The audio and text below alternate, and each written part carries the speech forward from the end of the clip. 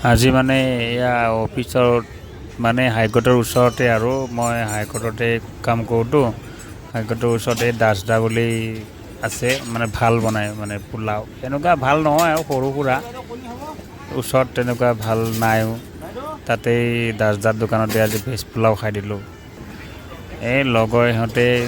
এক পোলাও খাইছে মই আকৌ আজি মঙলবাৰটো মানে মই মানে আজি ভেজ সেইটো কাৰণে মই ভেজ পোলাওৱে খালোঁ দিয়ক গাইছ